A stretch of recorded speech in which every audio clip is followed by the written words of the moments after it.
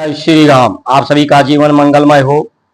आज चर्चा होगी कि जात के लोग लेकर के जातीय संघर्ष क्यों, धार्मिक संघर्ष क्यों, बीमारियों से लोग जूझ रहे हैं,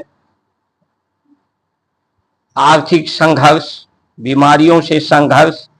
ये संघर्ष जो एक दुख का रूप, संकट का रूप, समस्या का रूप लेता जा रहा है, जिसके लिए ब्राह्मणों को दोषी ठहराया जा रहा है। ब्राह्मण का जो सराहनीय योगदान रहा, जिन्होंने सूर्य पान, उषा पान का सोशल इंजीनियर दे करके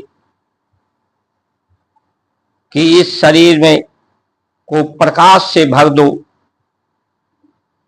प्रकाशित कर दो, जिससे शरीर में तेज ओज रहे, धरती के तत्व का गुण का प्रभाव निष्प्रभावी हो जाए और स्वभाव सक्रिय हो जाए। संसार की तत्वों की, साधनों की अवस्था ही सूक्ष्म पड़े, न्यून पड़े। वो आनंद, परमानंद, परमानेंट आनंद, जिसे प्राप्त करने के बाद कुछ भी प्राप्त करना शेष नहीं रह जाता। सभी सकल मनोरथ पूर्ण होए तुम्हारे। सकल मनोरथ, सकल का पर्याय यही होता है, पूरे जगत का जो मनोरथ है वो आनंद है, शांति है।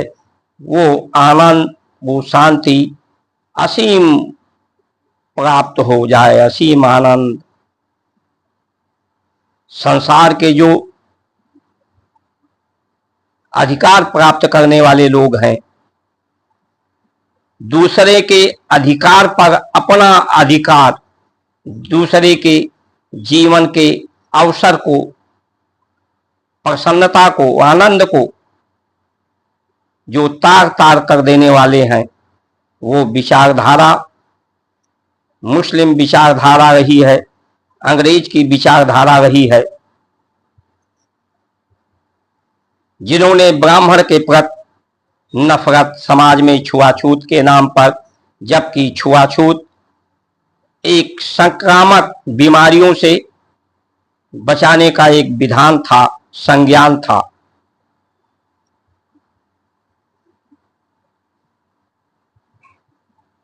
इसलिए ब्राह्मण ने कभी राजा के बच्चों को शिक्षा दीक्षा देते थे, राजा बनाते थे, राजकाज चलाना सिखाते थे, लेकिन स्वयं जो नैतिक राजा थे, जो ब्राह्मण के कदम पड़ते हुए सिंहासन छोड़ देते थे, लेकिन कभी कोई ब्राह्मण का इतिहास नहीं रहा कि वो कोई राजपाट भोगने की इच्छा रही हो।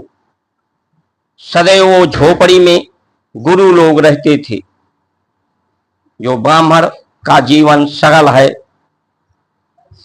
सादा जीवन, उच्च विचार, तो जब ब्राह्मण को जबकि मिल सकता था वो सुविधा राजाओं के द्वारा, लेकिन ये जो सुविधा होती है वो दुविधा में डालती है। इसीलिए इस सुविधा को ब्राह्मण ने कभी, कोई भी श्रेष्ठ पुरुष संसार की सुविधा को नहीं स्वीकार किया है। संविधान बना, संविधान बनाते समय उसमें अधिकांश ब्राह्मण थे, जिन्होंने ही सबके सुरक्षा के लिए बात कही। आज पार्टियों में मायावती जी की सरकार हुई, जब सर्वजन हिताय की बात कही तो इसी ब्राह्मणों ने ही उनका सहयोग किया। जो भी धर्म की बात करता है, सन्मार्ग पर चलने की बात करता है, उसका सदैव ब्राह्मण हितैषी रहा है। लेकिन मुगलों के समय से ही ब्राह्मणों के प्रति नफरत और सदग्रंथों में भी बदलाव करके भ्रम पैदा किया गया। ब्राह्मण सदैव हितैषी रहा है, सभी के समाहित हितों का समाहित करने वाला, संगठित करने वाला, इसको पहचाना था मुगलों ने।